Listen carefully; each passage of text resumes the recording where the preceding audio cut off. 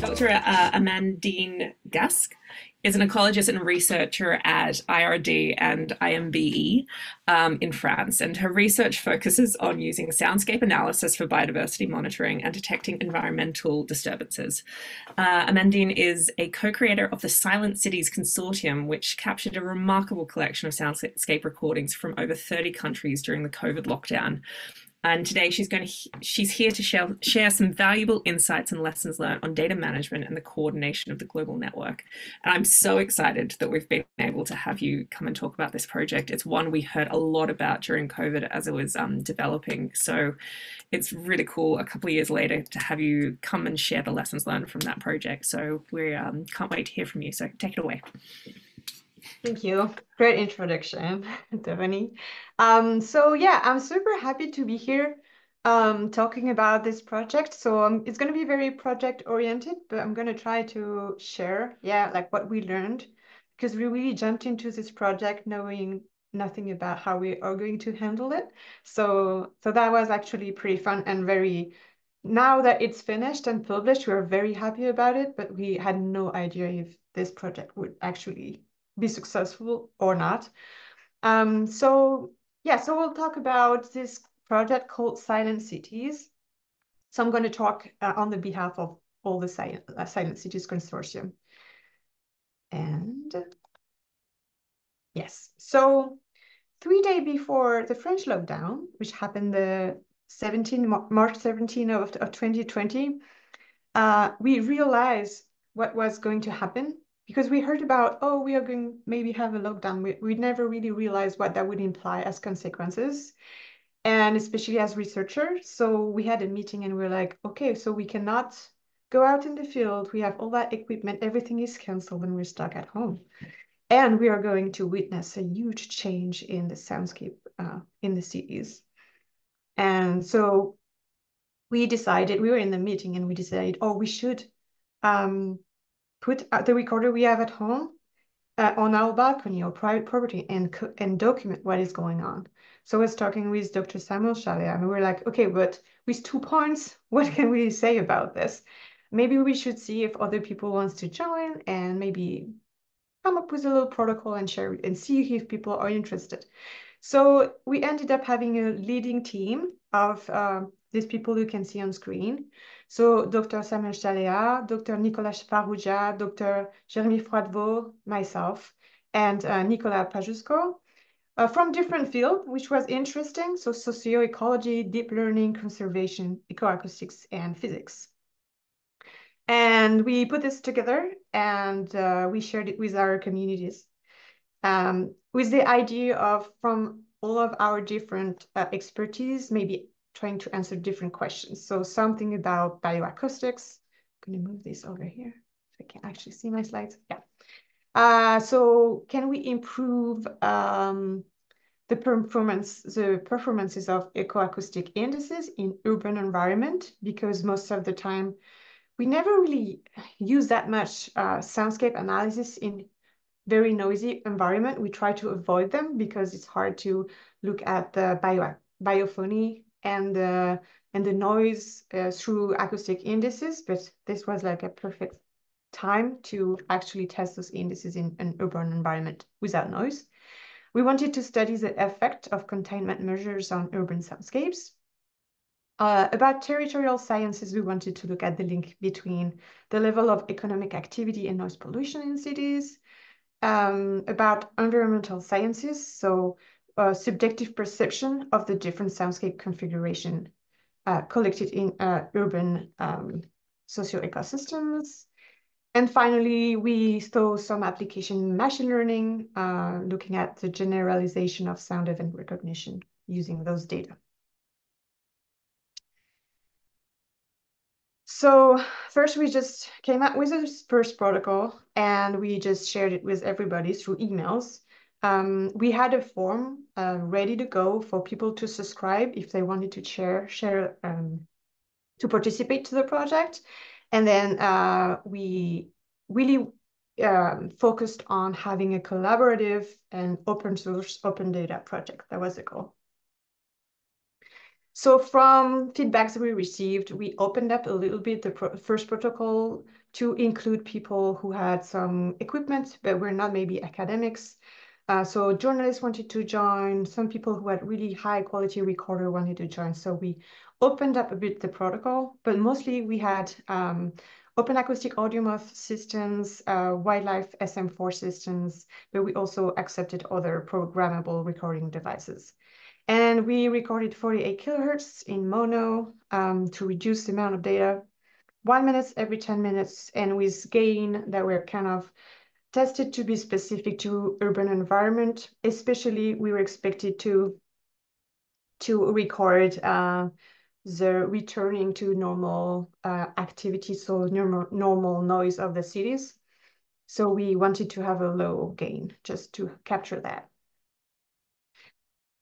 Okay, so how to handle international collaboration? So we had, I think what was good is we had a lead team of this, the people I presented at the beginning and the consortium, so different level of collaborators. We had to generate unique ID for contributors. And also we had to handle very carefully with private information from people, because people sometimes were sending us their address or, so with acoustic data, that's a big issue, especially in urban soundscapes. So we protected the actual localization of the acoustic recorders to have because voices were recorded sometimes. Yeah, and we tried to use software that were from non-profit organization as well. And we centralized all the file collection, and we also shared the information about the project, like the protocol, through an OSF project. So it's an open science foundation project. And yeah, so that was one way to all share the data. And at first, when we started the project, OSF had no limitation on the amount of data you could share. After our project, that changed a little bit. And then we really had to, I think the success of that project really was on having a good communication with the leading team. We used Mattermost to follow the project and all the exchanges without going through emails, which is a nightmare. And for the consortium communication, we had to go through emails, and that was not a great system at all. But we didn't have anything else that we could use. So what did we learn about data management? So as I said, we use the OSF to get the data from the participant. And first of all, the connectivity was not good enough for some participants. So even if the majority used the OSF to give us the data, we still had to use Dropbox, WeTransfer, and sending SD cards and all of that for people who had not a really good connection. And also at the end of the as the project was growing, OSF decided there was really too much data, and now they have a cap of how big you can store data and share data. I don't remember the cap. About data analysis by the leading team, we had to download everything locally on a supercomputer to run the pre-processing and the analysis, which took us a lot of time. I don't know any other way of doing this, but I think that could be a little problematic for such big projects. And then data open access from leading team to all users. How do we, after analyzing everything, cleaning everything and checking all the data, share it? Because we really wanted all the data to be open to everyone. First of all, I talked about privacy protection. So we could not share the exact location of the recorder, and we also ran a speech recognition algorithm, and we have the entire data set, but we were able to share only the data set without speech recordings. That ended up in an open archive that is now on OSF. So we removed everything from OSF and put the clean and privacy protected final database back on OSF. So now it's about 4.9 terabytes of data. About how to learn yeah, how did we learn about project management? So we didn't have any funding for that project. So really was based on people having recorder at home and all these like tools that are available right now for us. So that really was good, like do not wait to have money to work kind of illustration.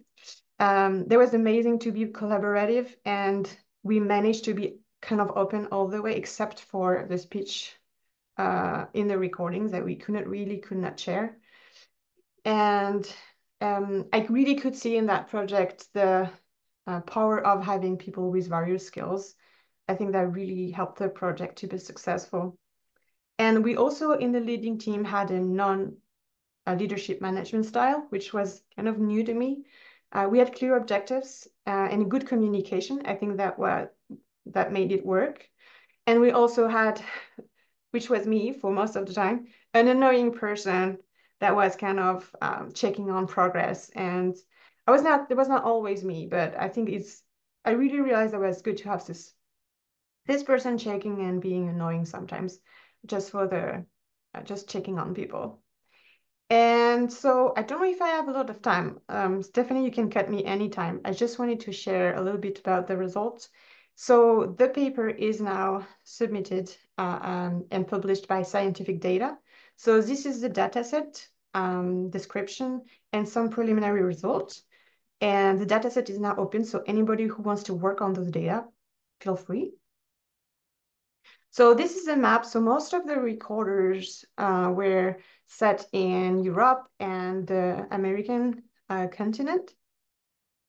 But we had 35 countries participating and 317 sites and 261 participants. On the first, I don't know how to say that in English anymore, the top left graph, you have the repartition of the professional field. So most of the people were academics, but we also have conservationist practitioners and artists participating. Most of the recording devices were audiomoth and some wildlife SM4, wildlife acoustics SM4, and some of other types. And we also had different level of protocols, so people could really do everything we recommended, or maybe had a lighter version of the protocol. But most of the people actually followed the recommendations. We also had different type of confinement level depending on when and where the recordings were made. So we wanted to make sure we had enough data in various level of confinement to run analysis. So we have enough data looking at the level 0, 1, and 2, which is no measures, recommended not to leave home, or not allowed to leave home with some exception. Not much data about the third very drastic level. And we also have data of different climate. So we took that into account, of course, in our analysis. And the bottom figure, you can see when most of the recordings were made, mostly between April and July 2020. And just one quick result. So on the left, you see the amount of anthropophony level along the day, the time of the day, for different type of confinement level. And as expected, as confinement level increase, anthropophony level decrease. And what we're most interested in is the biophony level, because a lot of people reported that they could hear more of the biophony, but we didn't know if it was just a perception information because we could hear better animals, or if it was actually a higher activity of animals. From our analysis, we could show that it was actually a higher level of biophonical activities. And I just wanted to thank all the participants of this project. And also I wanted just to share, so what we learned also from that project is that we didn't have at the time a lot of places where we could share the idea of that project, and we had to go through emails. So we, after the fact, developed a Slack. So you're welcome to join to that Slack. And there is also a Stack Exchange bioacoustic forum for questions that was developed recently. And there is a project that I found very interesting that lists all the existing soundscape collections worldwide which I don't know, if you have an idea of a project, it's easier to know what's done already, maybe contact people to have some collaboration on some specific project you would like to do based on existing collections. And I hope I'm not too long. Thank you. Wonderful. Thank you so much. I think I've got one question to start you off. So the lockdown took everyone by surprise, and you had to move really, really quickly to ensure broad coverage right from the start, which you, like you've just told us how successful it was. You mentioned also that getting started without funding, no specific funding, and just like getting going was really important. And in my experience, I'd say that actually not having funding is a barrier unless you're united by a very specific common goal and a like unique opportunity that you'll never get again, which I think helped mobilize people. But like I'd love to hear from you. What's one key factor that you think made the Silent Cities project possible and made it successful? I think maybe because we were the first proposing this. Like a lot of people I think came with the idea, but maybe we were the first sharing it with a Mm, protocol ready to go. So I think having things quickly ready to go helped. mm, And for sure I mean I have no like I have this experience of the one project. So I'm hopeful that even if you do not have funding, but you have a simple, very clear objective and task, you can mobilize like, people to help you. mm, But maybe the context was so unique that maybe if I try again with another project, it's not going to work. I don't know. mm. So yeah, of course it was unique, and it also helped people. People told me that this project helped them having a purpose because suddenly they Yeah, had nothing else to do, and yeah. so that was a positive thing that they could do in this very anxious environment. And so I think that Feeling helps the project. feeling like you're part of something bigger than yourself and contributing to something, right? And that power of community. Um, Yeah. Vanessa, I'm just going to throw one question to you, and then we'll move on to our next speaker. Vanessa, do you want to ask the question that you posted in the chat? Yes, thank you. Thank you, Stefan. Thanks, Amandine, for that great presentation. I was wondering, you mentioned the Worldwide Soundscape Metadata Project, and I was wondering how has this project evolved since its inception, and what challenges remain in attracting more people to contribute to it? I think so. I'm not the leader of that project. It's Kevin Darras, which I can Mm-hmm. put well, I mean, I think I put the link so you can just go and look. Um, I think the contributions are huge. Like there's so many people who actually shared. So we don't share the recordings. We just share the information about the Soundscape collection, which I think is great, just to show that it exists. And it's been submitted. So he's leading a paper right now, like looking at this metadata base that is been submitted, I think a month ago. So it's probably gonna be hopefully gonna be published soon. But yeah, so it's still going, and it's an it's gonna be stay an open archive. So anybody who wants to participate can still like add their information. This is what you wanted to say, Renata? Yeah. So it remains open to contribution. Okay, I think there's a couple of questions and lots of commentary in the chat, so I'm going to direct you over there, and I'll bring you back for the discussion. But thank you so much.